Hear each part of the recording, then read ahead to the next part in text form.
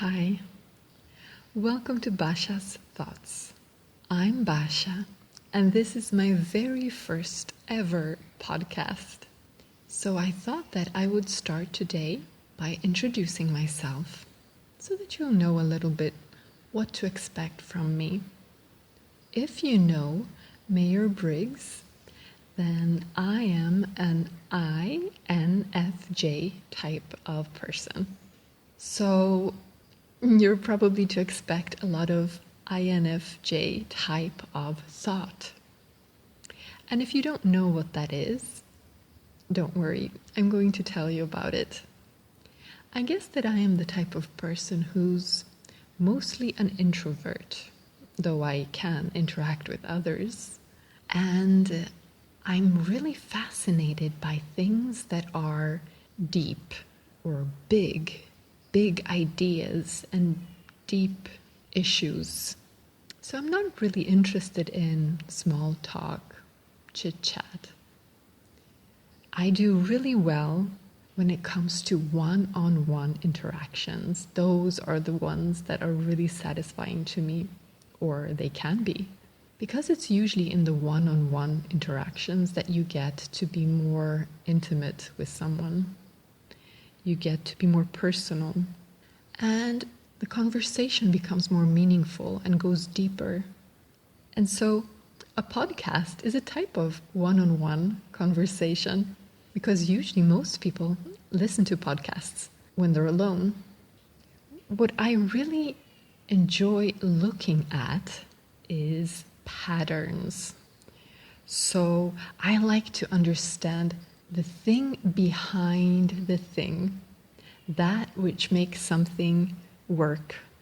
My way of thinking is very often based on intuition.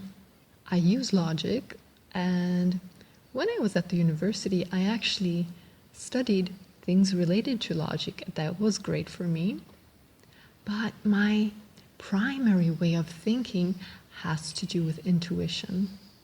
I sort of find the ideas, I identify the patterns, the things that really interest me through intuition, and then I bring them out into a logical setting so you can consolidate things, you can see how they act in reality, in different situations, in the logical plane, and that's where explanations come in a more logical way.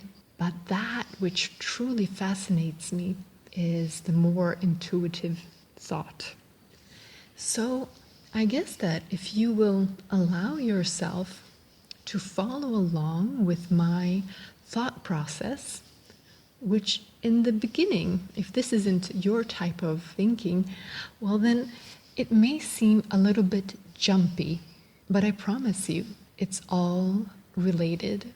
And if you allow yourself to make the jumps with me, then I think that you might be able to understand how I think and be able to connect things in a new and meaningful way, which could be helpful.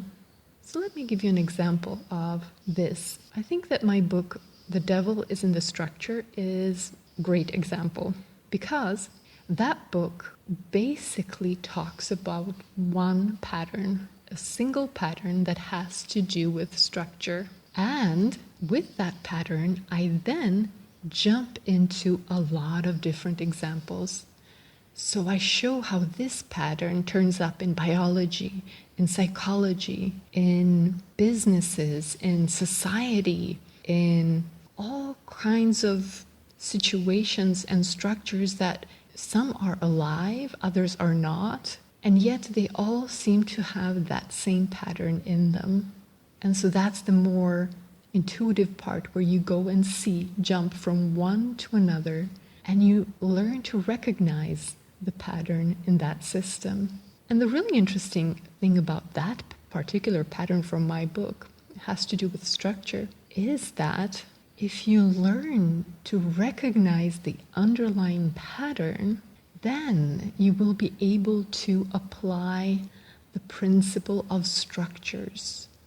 And that is, you can align the structure so you can become a sort of architect, a designer and an architect of the structure so that it aligns with your particular purpose. Because when you do that, then you will automatically be moving towards that purpose. You will not need a lot of effort, a lot of energy, a lot of willpower just in order to start moving in that direction. And a lot of the hurdles that you naturally would encounter won't really be there because they're designed not to be there. So this was a maybe logical presentation of the idea of what is in my book. But let me now give you an example of how I think. So what happens to me is, where would I go from here, right? Let me show you what this intuitive part is about. So let's jump. So we were talking about being able to do something without having to use a lot of effort and a lot of willpower in order to get the result that you want, right? So my mind automatically jumps to a number of places. So I don't really think in words, but I will try to put some words to what where my mind goes. So it automatically takes me to one of these places that is the Piscean age and the age of Aquarius. You might know that the last 2,000 years or so were the Piscean age astrologically, and now we're moving into another age, which is the age of Aquarius. And we have been moving into that now slowly. We're not fully there, but... And this is directly connected to what I was talking about, because the Piscean age is all related to sacrifice and suffering, very much like Jesus, which has been one of the biggest religions, Christianity, right? And Jesus was all about sacrifice and suffering for and dying for the sins, in his case, the sins of others. So it's a very struggle-full path. And now we're moving into the age of Aquarius. And that is an age that is described by freedom. No more indentured servitude. No more suffering for our sins, burning through past karma. It's about freedom. So that automatically, in my mind, connects it to the energy of the masculine and the feminine. The masculine, you would usually connect with things like activity, active power, doing, acting. There's the willpower. There's the idea of powering through, of fighting. And that is the way of existing in the world. There is competition, fighting with others, fighting for survival, struggling, no pain, no gain.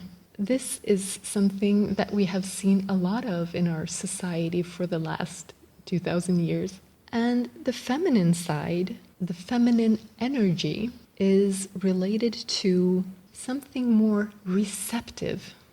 Yes? It's not the activity of going somewhere.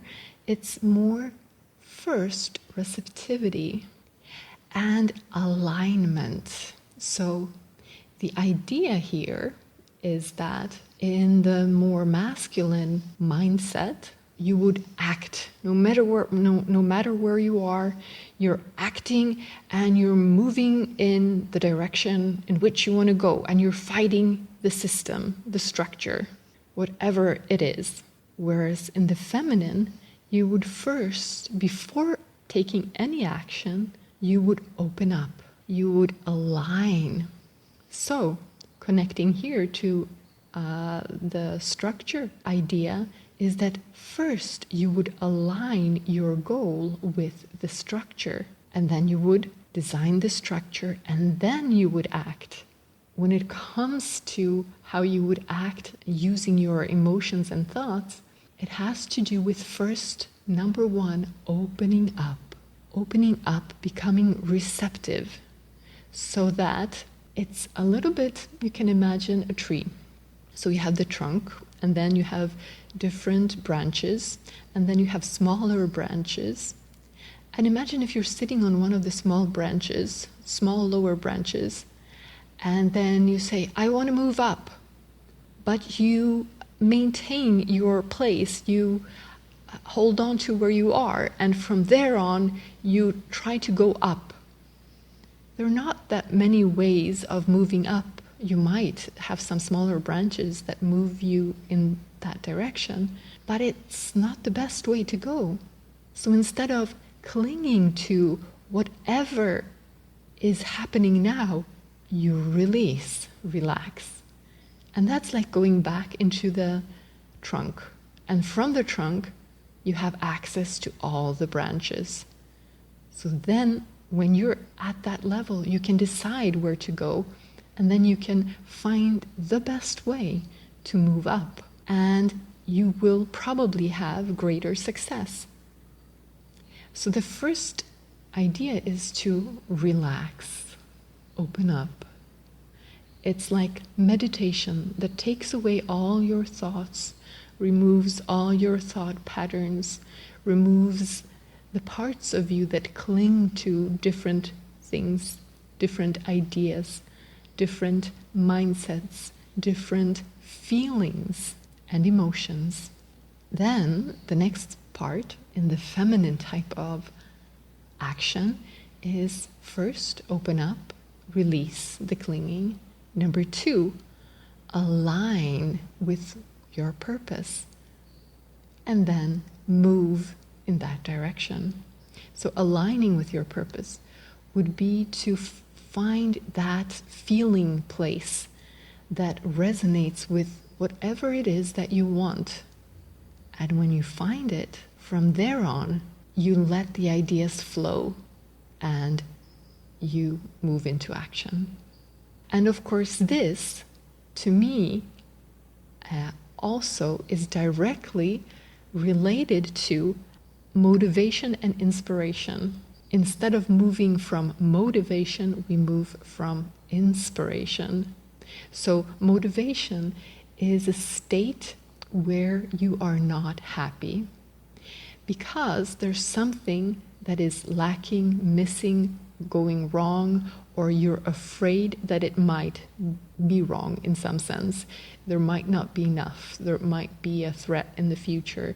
So in this particular moment, you feel a negative sense, a negative state of being. And as you're in that state, you say, oh no, I don't want this. I want something better for me. So I'm really motivated now. I'm really motivated to lose weight now that my doctor has told me that if I don't lose weight, I will probably die prematurely or within a few years or whatever it is. Okay, so now I'm really going to lose weight. I'm motivated. I'm going to exercise, right? So that's motivation. You're starting in a state that is negative in some sense, and you're trying to move towards what you want. This is kind of like the masculine type of mindset, right? Where you're starting wherever you are and then you're fighting your way in the direction where you want to go. And what happens? Well, maybe you will be lucky and maybe you will fight well, fight a good fight, and actually get the result that you wanted. You might lose that weight or whatever it is. And that is great. But the problem with motivation is that when you have that whole mindset, you tend to move in that direction. But the thing is, as you're moving in that direction, usually you're fighting. Usually you're having to use your willpower. You're having to power through. You're having to suffer through whatever it is in order to get to wherever you want to go. And reaching your goal is only a momentary thing. And so, most of your life, you spend where? just like we were talking about the Piscean age suffering. Most of your life you spend suffering, and there are only moments of elation when you reach your goal, but then very quickly there's something else and you keep on fighting. It's interesting to notice that this is not how life is, even though it might seem that way. This is only a mindset. And now we're moving into another mindset, which is that of inspiration, which is that with the feminine energy, which is that with in the Aquarian age. So inspiration, how is that different from motivation? Well, motivation is a state where you have something that is not well in the beginning. And from there, you're motivated into doing something. Inspiration is a state of bliss. Oh, you're doing so well. You're so happy. You hear that wonderful music and it just moves you and you start dancing. Are you motivated to dance? No. So what if you don't dance? Nothing. There's no fear associated with any of the outcomes. There is nothing negative associated with it. In the moment, you feel bliss, you feel happy, you feel inspired by the music, and that inspiration moves you into dancing. And as you dance, you are even happier. Your bliss continues, and you're blissfully creating, yeah? You're connecting to whatever it is inside you, expressing it creatively and blissfully moving through it. And reaching your goal, which was to dance, but it wasn't anything that had any negative connotations in any way associated with it in the beginning, as you were doing it, or in the end. And so that leads to a life that is full of bliss, joy, and freedom. You don't have to work for someone else, do things for someone else, suffer for your sins or whatever it was. You move creatively from the inner part of you and you manifest in bliss. Okay, so these are just a few ways in which my mind tends to jump when I think about something. So probably throughout this, you're going to see many of these jumps. And what I find really fascinating and amazing is when other people show me these kinds of things. When they are able to bring together a new pattern, a new way of thinking, and it's something that really makes sense, but I had never thought about it that way before. It seems almost as if the other person is presenting to me a new world. It's the same world. I'm still here, and yet everything is different. And I can use it, and when I use it, everything really is different. Like moving, for instance, from the idea of motivation into inspiration, moving into that mindset. So there are some, and what I really, really like is when someone can do it not just logically, not just show me one logical line, but can do it on different levels. I'm not as good at that, but there are some people who do this. For instance, David Lynch in Mulholland Drive, the movie Mulholland Drive, does this really well, where everything has more than one meaning and more than one way, and everything really makes sense, and yet it doesn't seem like it does, but it really does, and then you can see how the different levels fit together, and it's just an amazing picture. So that's really nice for me to watch. And when it comes to people, there is actually one person, her name is, she's called Lala. She's Brazilian, and she usually presents her ideas in Portuguese. And I've seen her present some things in English, but in English it's nothing really comes through the way it comes through when she speaks Portuguese. So if you do speak Portuguese, then I'll find out how to add links so that you can go and listen to her. She's absolutely amazing because when she presents her ideas, she does it on every level. So she uses her body to present one thing while she's talking about another aspect of it, while she's using the tone of her voice to portray a third aspect, all talking about the same thing, but from different ways of looking at it, creating true experiences for the person who watches it. And the first time you listen to it, you might not fully understand, and sometimes it almost sounds like she's just rambling, saying things that don't really make sense. But as you start understanding, you realize that, wow, it does make sense. And it makes super sense. It is profoundly deep and related. And it's just so clear to her when she presents it.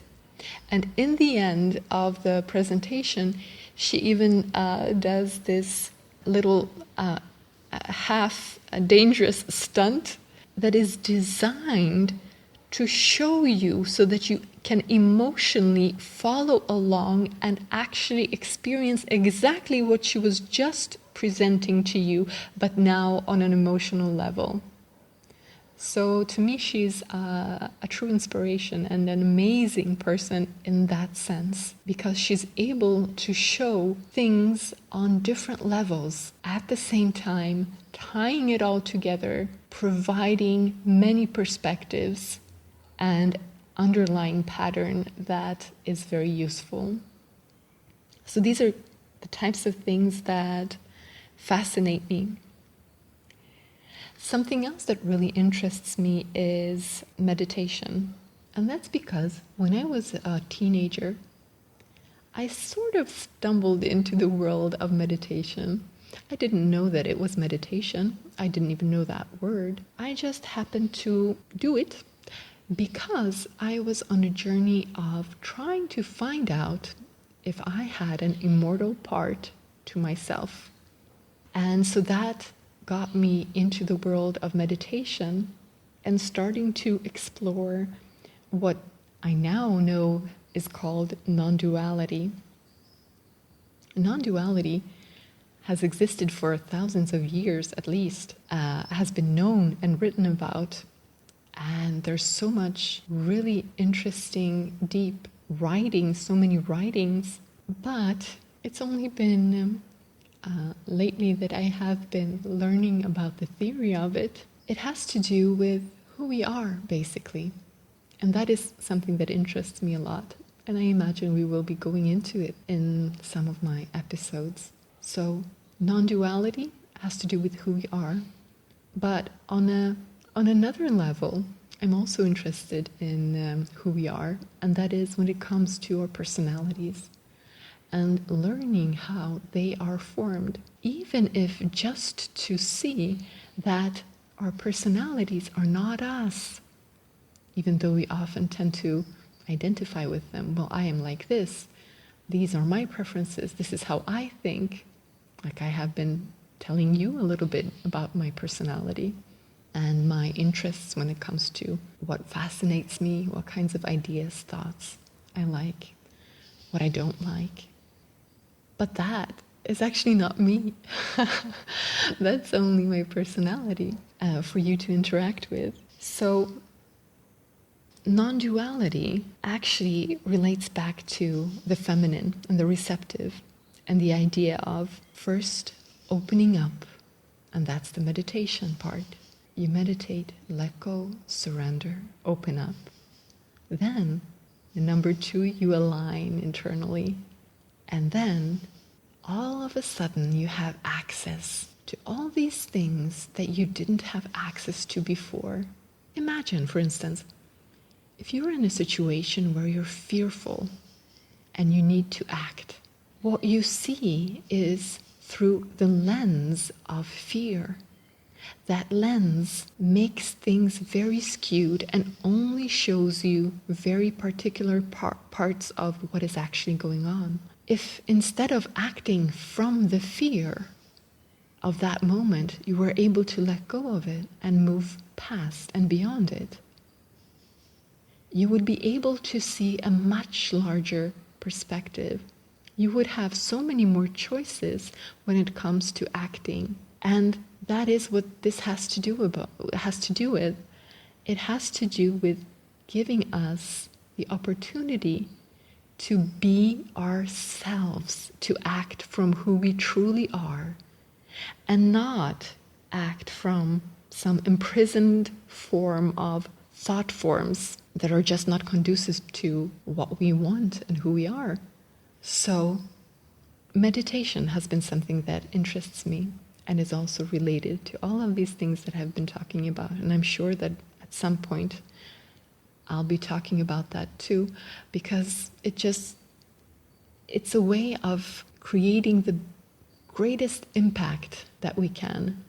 Things become so much more efficient, inspired, when we are able to use meditation in a positive way. In fact, for me, meditation has been the single most powerful tool that I have used. And all of these things for me have a purpose, and the purpose is that of freedom, greater freedom, freedom from inner thought forms, inner clingings, so that we may act from our true self, so that we may experience inner peace, joy, so that we may express our greatest potential. And also, my personality is not one of a perfectionist. And I really like that, because that actually gives me the opportunity to be more present and spontaneous, because I don't have to worry about being perfect. I don't have to worry about in the future becoming perfect, or in the past not having done something perfectly. So it just brings me greater freedom, and it also allows me to do more things, because I can just do something even though I'm not an expert. So this podcast, I'm going to learn very soon how to upload it, and I'm going to upload it even though it's not perfect. But actually, in a way, I kind of am an expert, because I am the expert in being me. And so this podcast is going to be about my thoughts, my way of looking at things and viewing the world. And if you think that that's something that might be interesting to you, then I welcome you on the journey, and I look forward to the next episode. I look forward to discovering what the next episode is going to be, what will come up in the moment. Thank you for listening, and take care.